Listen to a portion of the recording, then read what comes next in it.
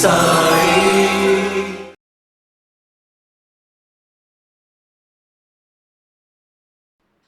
20 సంవత్సరాల యువకుడుగా వచ్చినటువంటి ఆ ఫకీర్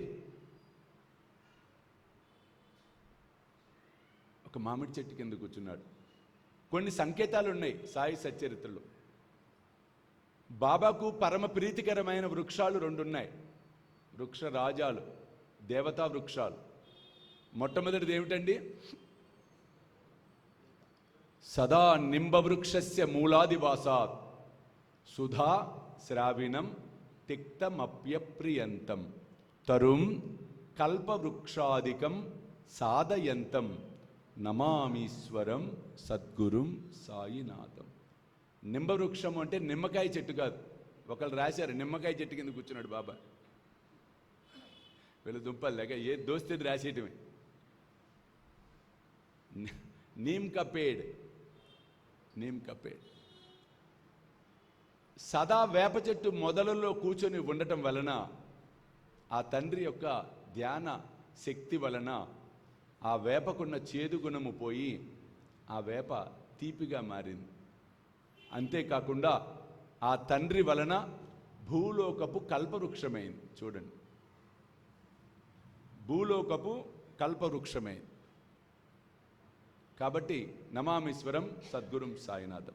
వేలాది మంది సాయి భక్తులు ఎదురు చూస్తూ ఉన్న ఘడియలు మరలా రాబోతూ ఉన్నాయి. స్వామీజీతో షిరిడి యాత్ర సెప్టెంబర్ 5 గురువారం నాడు బయలుదేరతాం. సెప్టెంబర్ 6, 7, 8 షిరిడిలో వేలాది మంది సాయి భక్తులతో ఈసారి ప్రపంచవ్యాప్తంగా ఉన్న సాయి భక్తులందరినీ కూడా మేము ఇన్వైట్ చేస్తున్నాం ఈ గొప్ప కార్యక్రమానికి.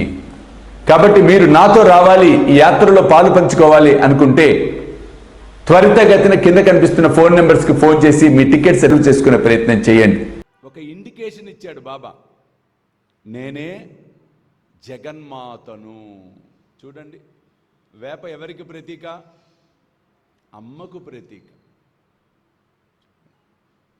ఐ సాయేబా సాయి దిగంబర అక్షయ రూప అవతార సర్వహి వ్యాపకతు శృతిసారా అనసోయాత్రికుమార మహారాజేబా కాశీ స్నాన జప ప్రతి దివసే కోల్హాపురభిక్షేసి నిర్మల నది తుంగ జలప్రాసి నిద్రామాహురదేశి ఐసాయేబా జోళి లోంబతసే వామకరి త్రిశూల డమరుద్ధారి భక్తావరద సదా సుఖకారి దేశిల ముక్తిచారి ఐసాయేబా పాయి పాదుకా జపమాల కమండలో మృగచాల దారణ కరసీబా నాగజట ముకుట శోభతో మాద ఐసాయేబా తత్పర తుజాయా చేద్యాని అక్షయత్యాం చే సదనీ లక్ష్మీ వాసకరి. ఏమర్థమైందండి? చూడండి, అక్షయ త్యాంచే సదని లక్ష్మీవాసకరి తత్పర తుజ్యాయ జేద్యాని. నిరతము గురుతత్పరుడై సదాచారుడై సత్సంకల్ప వివసుడై ఆ తండ్రి నామ జపము, ఆ తండ్రి హారతులు, ఆ తండ్రి చరిత్రను పారాయణము, స్మరణము, పఠనము, స్మరణం అన్నీ చేస్తూ ఉంటాడో వారి ఇంట అక్షయ త్యాంచే సదని లక్ష్మీ వాసకరి. వారింట లక్ష్మీదేవి ఉండి తీరుతుంది అని చెప్పి ఫలశ్రుతిది. ఆకలితో ఉన్నవాడికి పట్టడన్నం పెడితే నాకు చెందుతుంది అని సాయి మనందరికీ సాయి సచ్చరిత్ర ద్వారా తెలియచెప్పడం అనేది జరిగింది.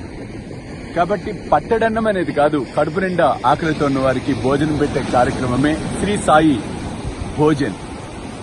కాబట్టి మీరు కూడా ఈ అద్భుతమైన మహాయజ్ఞంలో పాలు పంచుకొని సాయి కృపకు పాత్రలు కావాల్సిందిగా కోరుతున్నాను. వివరాలకు కింద కనిపిస్తున్న ఫోన్ నెంబర్స్ కి ఫోన్ చేయండి. చూస్తూనే ఉండండి శ్రీ సాయి సర్వస్వం యూట్యూబ్ ఛానల్. ఏ లక్ష్మి ఉంటుంది? అష్టలక్ష్ములు ఉంటారు. చూడండి, ఇది దురదృష్టం ఏంటంటే అంటే క్రిటిసైజ్ చేయటం అని కాదు, ఇది అర్థాలు తెలియక బడబడ పాడేసుకుంటూ వెళ్ళిపోతున్నాం, అంతే అయిపోతుంది. కానీ ఫ్రీగా ఉన్న టైంలోనన్నా కొంచెం దీని మీద దృష్టి పెడితే ఒక్కొక్క అర్థము గుండె పగిలిపోతుంది. అయ్య బాబోయ్ అనిపిస్తుంది, అమ్మా అనిపిస్తుంది. నేను చూశాను ప్రత్యక్షంగా. ఐసా ఏయిబా పాడుతుంటే ఎలా పాడాను ఆ రోజు నేను ఇక్కడ నిలబడి, ఐసా ఏయిబా సాయి దిగంబర అక్షయ రూపావతార సర్వహి వ్యాపకతు శృతి సార అనసూయాత్రి కుమార మహారాజేమా కాశే స్నాన జపా ప్రతి దివసే కొల్హాపురపేక్షేసి నిర్మల నది తుంగ జలప్రాసి పాడుతుంటే అక్కడ ఆయన లేడు. పరమశివుడు నృత్యం చేస్తూ నాకు అక్కడ కనబడ్డాడు.